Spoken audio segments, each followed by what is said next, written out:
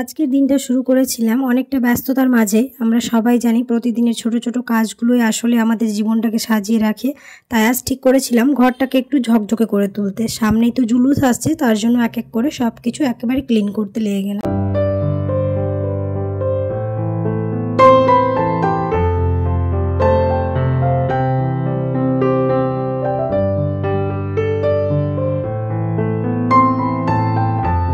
আসসালামু আলাইকুম, কেমন আছো তোমরা সবাই? নতুন একটি ব্লগে তোমাদের সবাইকে স্বাগত জানাই। আশা করছি তোমরা সবাই অনেক ভালো আছো। আলহামদুলিল্লাহ আমরাও অনেক ভালো আছি। তোমাদের সবার জন্য নিয়ে চলে এলাম আরেকটা নতুন ব্লগ। আজ সকাল থেকে ভিডিওটা শুরু করেছি। এর আগের ভিডিওতে তোমরা দেখেছো যে ওপরে সব জিনিসগুলো নামিয়ে একেবারে ক্লিন করা হয়ে গেছে, তাই আজ ভাবলাম যে বেডশিটগুলো তুলে নিই। সকালে যখন ঘর পরিষ্কার করতে শুরু করলাম মনে হচ্ছিল ঘরটা শুধু ঝাড়পোছ হচ্ছে না, আমার ভেতরটাও যেন হালকা হয়ে যাচ্ছে। ধুলো মুছতে মুছতে মনে পড়ছিল এই ঘরে কত স্মৃতি জমে আছে। প্রতিটি কোণ, প্রতিটি জিনিস যেন এক একটা গল্প বলে।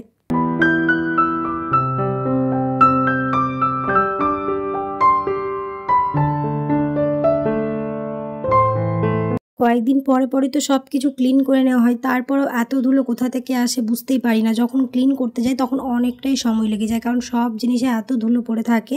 এইদিকে ওয়াশিং মেশিনে ওই বেডশিটগুলো সব দিয়ে দিলাম, ওইদিকে কাচতে কাচতে কী হয় বাকি কাজটা হয়ে যায়, ওইদিকে কাপড়টাও কাচা হয়ে যায়। তো প্রতিদিনই আমি এরকমই করি, যেদিন বেডশিট তুলি আগে সব জিনিস তুলে ওয়াশিং মেশিনে দিয়ে দিই, তারপর ওইদিকে কাজগুলো করতে করতে কাচা হয়ে যায়। তারপর রোদ্রে দিয়ে আসে, 10-15 মিনিট রাখলেই আমাদের কাপড়গুলো শুকিয়ে যায়। এদিকে মোটামুটি করে সব কাজ সকালবেলার দিকে হয়ে যায়। ওই একটুখানি বুদ্ধি খাটিয়ে কাজ করলে দেখবে সময়ের মধ্যে সব কিছুই হয়ে যাবে।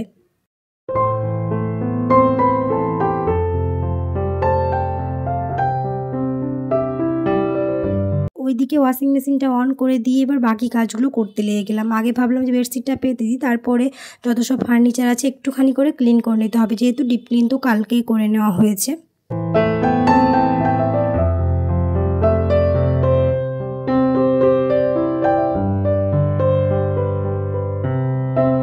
কালকে ঘরগুলো ডিপ ক্লিন করার পাশাপাশি যত সব আর্টিফিশিয়াল গাছ তারপরে ফুল ছিল সব কিছুই ধুয়ে দিয়েছিলাম, তাই আজ আর সেরকমভাবে কোনো ভারী কাজ নেই।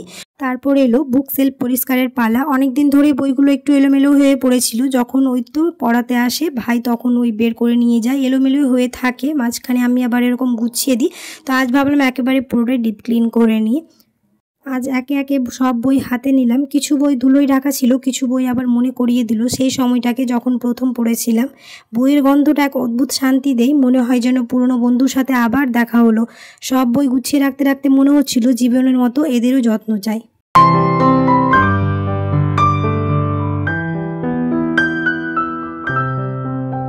কয়েকদিন পর পর এরকম করে যদি না মুছে নিই তাহলে আজ তো একেবারে ধুলোয় ঢাকা পড়ে যায় বইগুলো, তাই কয়েকদিন পর পরে ক্লিন করে নিতে হয়। আর এখানে বইয়ের সাথে সাথে দেখছি ল্যাপটপটাকেও ভাই এখানে রেখে দিয়েছে, তো ওটাকেও বের করে মুছে তারপর উপরের দিকটায় রেখে দিলাম।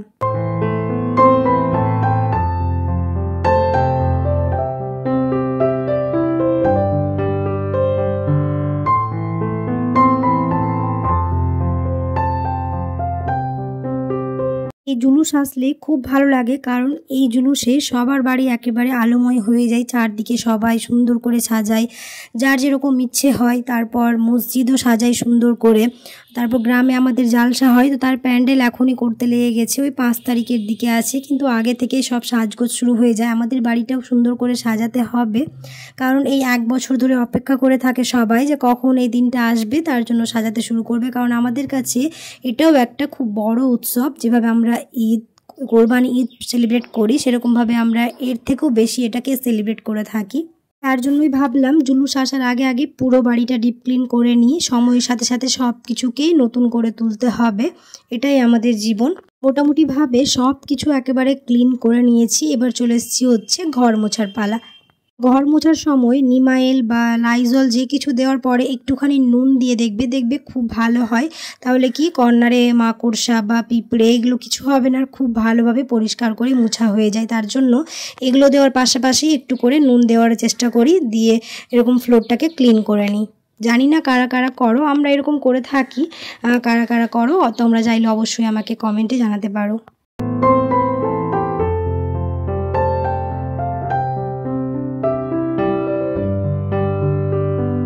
যারা যারা এখন পর্যন্ত আমার ভিডিওটি ক্লিক করে দেখছো, চ্যানেলটিকে সাবস্ক্রাইব করোনি, অবশ্যই সাবস্ক্রাইব করে দিও। আর তার সাথে পাশে থাকা বেল আইকনটাকে প্রেস করতে একদমই ভুলো না, সময় মতো নোটিফিকেশান পাওয়ার জন্য।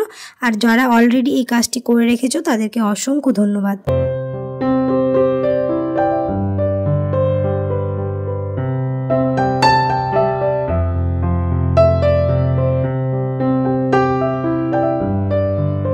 ঘর মোছার সময় সব সময় মনে হয় এটা শুধু পরিষ্কার করার কাজ নয়, এটা যেন আমাদের ভেতরে ধুলো মুছে ফেলার একটা সময়।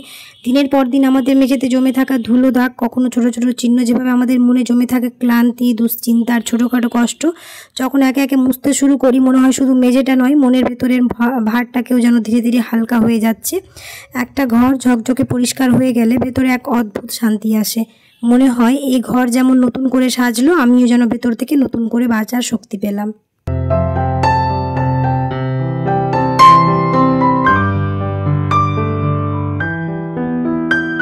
আমার কাছে ঘর মোছা মানে শুধু বাড়ির কাজ নয়, এটা এক ধরনের থেরাপি, যেখানে ঝাড়ুর শব্দে মনের অগোছালো ভাব মুছে যায় আর ভিজে কাপড়ের ছোঁয়ায় জীবনের ক্লান্তি ধুয়ে যায়। ঝকঝকে একটা ঘরে বসে মনে হয় হ্যাঁ, ছোট ছোট কাজগুলো আসলে আমাদের প্রতিদিনের জীবনে সবচেয়ে বড় প্রশান্তি নিয়ে আসে।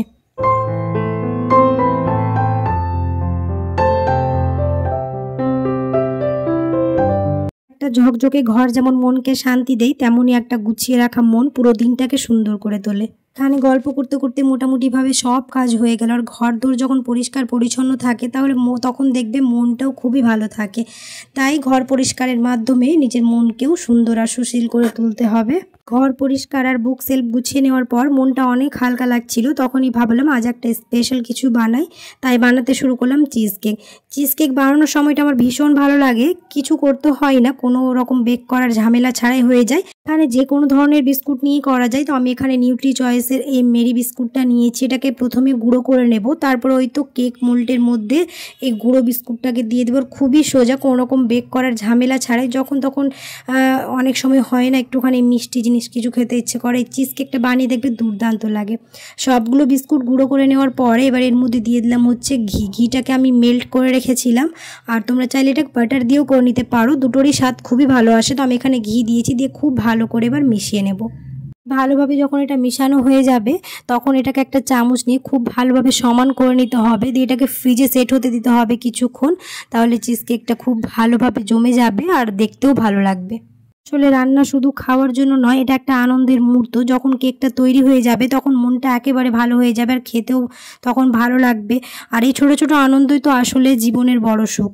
ওইদিকে ওটাকে সেট করে দিয়ে ফ্রিজে আমি রেখে দিলাম, এই নর্মাল ফ্রিজে, যাতে এটা খুব ভালোভাবে সেট হয়ে যায়। অপরদিকে আমি একটা মিক্সিং বোলের মধ্যে এবার নিয়েছি হচ্ছে ফ্রেশ ক্রিম। তবে আমি একটুখানি ডিফারেন্সভাবে বানাবো, এর আগে যখন বানিয়েছিলাম একটুখানি অন্যরকমভাবে বানিয়েছিলাম। যেহেতু ফ্রেশ ক্রিমগুলো অনেক দিন ধরেই আছে, ভাবলাম ডেট এক্সপায়ার হয়ে যাবে তো খেয়ে নিই, তার জন্য দুটো ফ্রেশ ক্রিম একেবারে দিয়েছি। আর এখানে কোনো রকম চিনি অ্যাড করবো না, তার জন্য এখানে মিঠাই মেড দিয়েছি। আর আলাদাভাবে চিনি ব্যবহার করতে হবে না, এটাই যেহেতু মিষ্টি থাকে। খুব ভালো করে একটা হ্যান্ড ব্লেন্ডারের সাহায্যে আমি মিক্স করে নিয়েছি। তোমরা চাইলে এমনি কি ওটা হালকা মিক্স করে নিয়ে দিতে পারো, তবে এই চিজ কেকটা আরও সুন্দর হতো। এটা আমার একটুখানি বেশি পাতলা হয়ে গেছিলো, ঘন থাকলে এটা খুব সুন্দরভাবে বের করে নেওয়া যেত। এটা একটুখানি পাতলা হয়ে যাওয়ার জন্য এমনি খাওয়া হয়েছিল, সেরকমভাবে আর বের করে নিই। আর খেতে ট্রাস্ট মি এতটা ভালো হয়েছিল কি বলবো। সন্ধ্যা নামতেই 1 কাপ চা তৈরি করলাম। চা আমাদের বাঙালির জীবনে শুধু একটা পানীয় নয়, এটা দিনের ক্লান্তি মুছে ফেলার এক অদ্ভুত জাদু। চায়ের কাপে চুমুক দিতে দিতে মনে হচ্ছিল জীবনের ব্যস্ততার মাঝেও একটু থেমে যাওয়া কতটা জরুরি। চিজ কেক আর কিছু হালকা ইভিনিং স্ন্যাক্স নিয়ে বসে গেলাম। পরিবারের সাথে এই সময়টা কাটানো সত্যিই ভীষণ মূল্যবান। এমন মুহূর্তগুলোই আমাদের মনে করিয়ে দেয় সুখ মানে বড় কিছু নয়, সুখ মানে ছোট্ট ছোট কিছু সময় যেখানে আছে ভালোবাসা আর শান্তি। আমাদের পাশের গ্রামে জালসা হচ্ছিল, তো ওখান থেকে চাউমিন ফুচকা আনা হয়েছিল, তো ওটাই খেয়ে নিলাম। আর এখানে বাড়িতে প্যারা সন্দেশ বানানো হয়েছিল, তো এটাকে এখন খাবো, তার জন্য একটা প্লেটে নিয়ে নিচ্ছি। আজকের ব্লগে তোমাদের সাথে ভাগ করে নিলাম আমার এই ছোট ছোট অভিজ্ঞতার মুহূর্তগুলো। আশা করি তোমাদেরও ভালো লাগবে। ভিডিওটা যদি ভালো লেগে থাকে তাহলে অবশ্যই লাইক, কমেন্ট আর সাবস্ক্রাইব করে দিও। তোমাদের ভালোবাসায় আমার প্রতিদিন নতুন কিছু শেয়ার করার প্রেরণা জাগে। চলো জীবনে ছোট ছোট আনন্দগুলো উপভোগ করি, কারণ শেষ পর্যন্ত এই ছোট্ট মুহূর্তগুলোর মধ্যে লুকিয়ে থাকে আসল সুখ। আজকের ভিডিওটা এখান থেকেই বিদায় নিয়ে নিচ্ছি। সবাই খুব ভালো থাকবে, দেখা হবে পরে একটি ব্লগ। আল্লাহ হাফেজ।